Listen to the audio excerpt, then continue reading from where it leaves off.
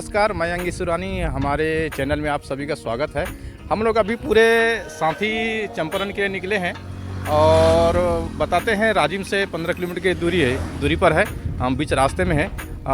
हमारे मित्र भी कुछ जानकारी रखते हैं इस क्षेत्र के बारे में कि चंपारण राजिम से कितना दूर है। मैं तो पहली बार आया हूँ, उसके बारे में ज़्यादा नहीं बता सकता।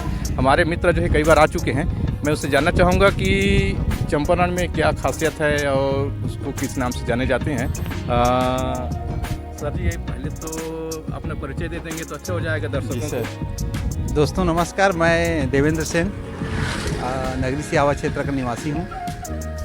अच्छा, ये राजिम पहली बार गए थे कि कई बार आ चुके हैं? सर मैं कई बार आ चुका हूँ। अच्छा, हम लोग ऐसे पहली बार आए हैं हमारे देवांग भाई के साथ, तो थोड़ा से बता देंगे तो अच्छा हो जाएगा। दर्शक भी आपको देख रहे हैं, जो नहीं आए हैं चंपारण, उसको भी एक अच्छा जानकारी मिल जाएगा आपके माध्यम से।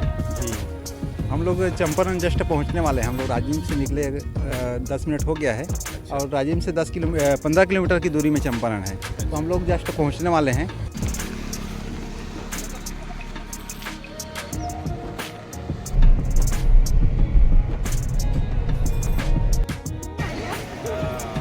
₹20?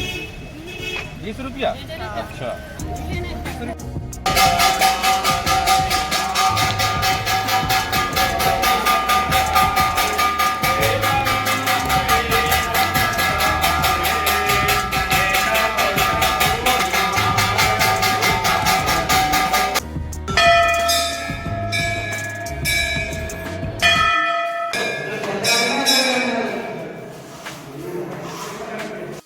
चंपारण के चंपेश्वर मंदिर में हूँ मैं, और यहाँ जो आप देख रहे हैं, यहाँ पर शिवलिंग जो निकला हुआ है, जो स्वयंभू है।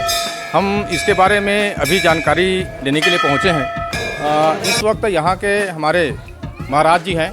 हम इस मंदिर के बारे में और उस शिवलिंग के बारे में हम जानकारी लेंगे और आपको हमें बताएंगे कि उस शिवलिंग की इतिहास क्या है, इस मंदिर की इतिहास क्या है। महाराज जी, आप पहले अपना परिचय देंगे। मेरा नाम है घनश्याम दास वैष्णव, निवासी हूँ चंपारण से।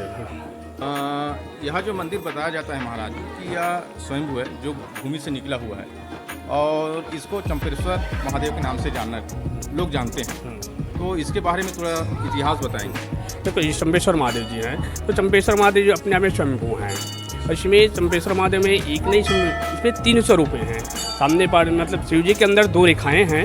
पहला पार्ट जो है गणपति जी का, सेकेंड पार्ट में शिव जी हैं, और तीसरे में जो सिंदूर लगा हुआ है वो माँ पार्वती जी का। यहाँ जो मंदिर है वो कौन से सदी में बनाया गया है, इसके बारे में बताएंगे। मंदिर के इतिहास आज तक किसी को पता ही नहीं है। ये बहुत प्राचीन मंदिर माना जाता है। अच्छा, और ये भी जाना जाता है कि इस स्थल को वल्लभाचार्य का जन्म स्थान भी ये कहते हैं। हाँ, ये है कि वल्लभाचार्य का जन्म स्थान ही है चंपारण। तो वैसा माना जाता है 1535 में वल्लभाचार्य की माता पिता चंपारण के मतलब चंपेश्वर महादेव जी मंदिर में दर्शन के लिए आए थे। उसी समय उनका जन्म हुआ। तो उसके बाद में जन्म होने के बाद उनके माता पिता लेके गए। 5 वर्ष की आयु में फिर चंपारण आए वल्लभाचार्य जी, और यहाँ पे उन्होंने प्रवचन दिए थे। तो इसीलिए इनका बैठक जी की पूजा होती है। मैंने सुना है यहाँ की मान्यता ये है कि महाप्रभु वल्लभाचार्य जी का जन्म इसी स्थान पर हुआ था।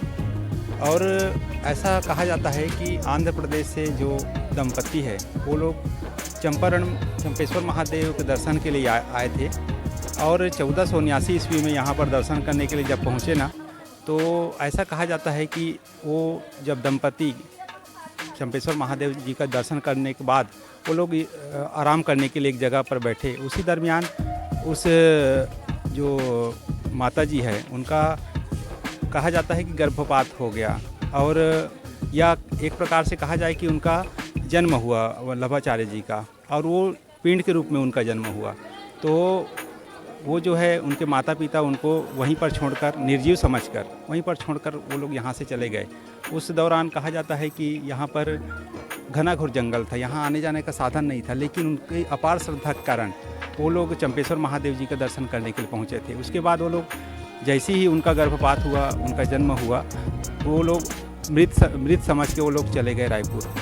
और उसके बाद पुनः एक दिन बाद उनको किसी के माध्यम से पता चला कि जो उनका गर्भपात हुआ है, वहाँ पिंड के रूप में उनका जन्म हुआ है, वो जो है जीवित है और स्वस्थ है, एक बच्चे का रूप धारण कर चुका है, स्वस्थ बच्चे का, ऐसा वो लोग सुने तो दौड़ते हुए फिर से पुनः एक दिन बाद यहाँ पहुँचे। उसके बाद यहाँ कुछ संत लोग भी रहते थे चंपेश्वर महादेव की पूजा अर्चना के लिए।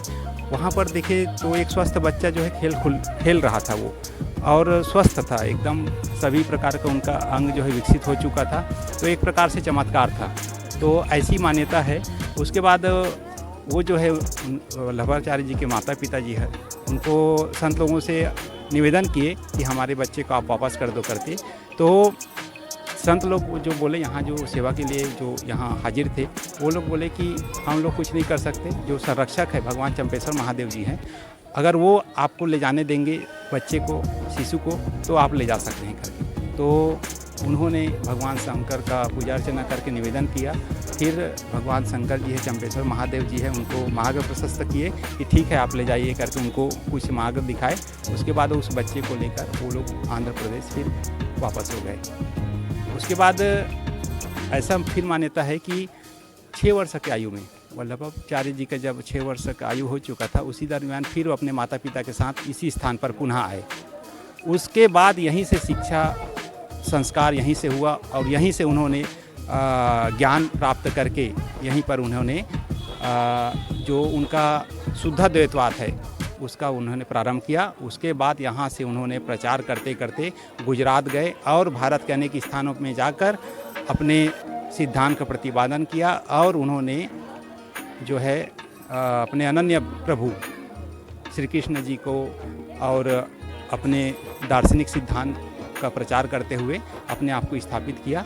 और गुजराती समाज में महाप्रभु वल्लभाचार्य जी का कुछ अलग ही स्थान है। वो उनके अनन्य श्रद्धा रखते हैं वल्लभाचार्य जी ऊपर गुजराती समाज के लोग, और इस स्थान पर वो लोग अधिकाधिक संख्या में गुजरात से भी पहुंचते हैं, और छत्तीसगढ़ के और शासन भारत के अन्य प्रदेशों से यहाँ रोज़ के रोज़ आते जाते हैं।